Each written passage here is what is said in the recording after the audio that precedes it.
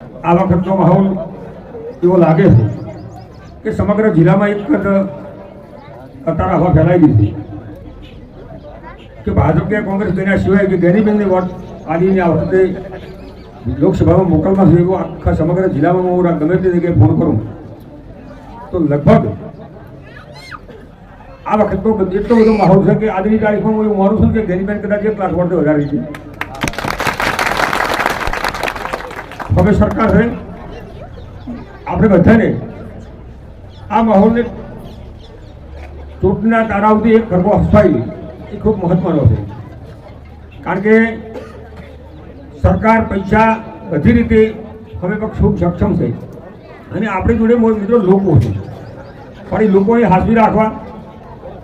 મતદાન કઈ રીતે કરાવવું એક પણ વોટ આપણને એમ લાગે કોંગ્રેસની મળતો એક પણ વોટ બાકી ના રહે. ઘણી વખત આપણે માનતા હા કે 5 વોટ 2-5 કિલોમીટર ક્ષેત્ર છે અને આપણે નજર તો ચાલશે 2 લીટર 2-4 બાર પણ મિત્રો એ 2 કે 5 વોટની ખબર આપણને કાઉન્ટિંગ દાડે પડતી ઘણી વખત એવું બનતું હતું કે એક વોટ હાલ પણ અંદર હારી જતો હતો. તો મારી તમને બધાની વિનંતી છે કે અમે પક્ષે ઉમેદવાર છે જ્ઞાનીબેન છે એમાં ઘણો ફરક છે. જ્ઞાનીબેન એક તો આપણા ભાભર અને દિયોદર તાલુકો એક હતો હવે પછી નોખો પડ્યો 95માં મારી સાથે તાલુકા પંચાયતમાં પ્રમુખ હતો ત્યારે હું આ વિસ્તારના જિલ્લા પંચાયતના ચૂંટણીનો લગભગ મને અંદાજો છે આ ગામ પણ મારા જિલ્લા પંચાયત મારે ભેળો છે અને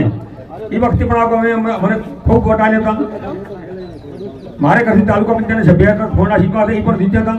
એ વખતે મને જ્ઞાનીબેનનો પૂરેપૂરો અનુભવ મારે જિલ્લા પંચાયતમાં મને ભેળો રહેવાનું છું 5 વાર વિધાનસભામાં ભેળો રહેવાનું છું. જ્ઞાનીબેનની ફક્ત કોઈ પણ બાબત એવી હોય છે કે લોકોનું કામ કઈ રીતે કરવું લોકોની તકલીફ કોઈ પણ પ્રકારની મુશ્કેલી ના પડે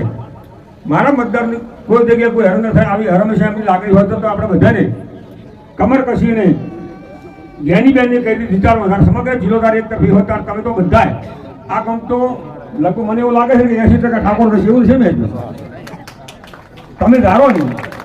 તો આ ગામમાંથી 99% વોટિંગ કરી 99% એક તરફી લોકો તમે દોસ્તો પરથી તમારા ગામની છે તો કોઈ પણ સર્વસીમાં આવ્યા વગર આજુબાજુના ગામડાથી 45 ચોક ઘણો ખાતી હોય બધે મદદ કરી અને વધારે મતદાન થાય આમાં તમે જેટલું વધારે મતદાન કરશો તમે એટલું તમારા ફાયદા છે. 100% અમને વિશ્વાસ છે કે જ્ઞાનીબેન આજની તારીખે પરિણામ સુધી 100% પહોંચી ગઈ છે. આપણે તો ખાલી બધાને કંઠનો વાટ હોય કે ગામમાં હવન થતો તો 2 ઘઉંના તલના દોરામાં નોસીને તો આહુતિ આવે ને આપણે બધાને આહુતિ ચાલવાની છે. હવન તો સારું થઈ ગયો છે પણ આપણે જેટલી આહુતિ વધારે છે એટલા મતદાર વધારે થાય જેને કારણે જ્ઞાનીબેનને ખૂબ મોટો ફાયદો થશે. તો તમને બધાની મારી વિનંતી કે ચૂંટણીના દાડે એક પણ વોટ બાકી ના રહે તમે મતદાન કરાવી અને જ્ઞાનીબેનના ફેવરમાં થાય મારી તમને બધાની વિનંતી કરી મારી વિનંતી જય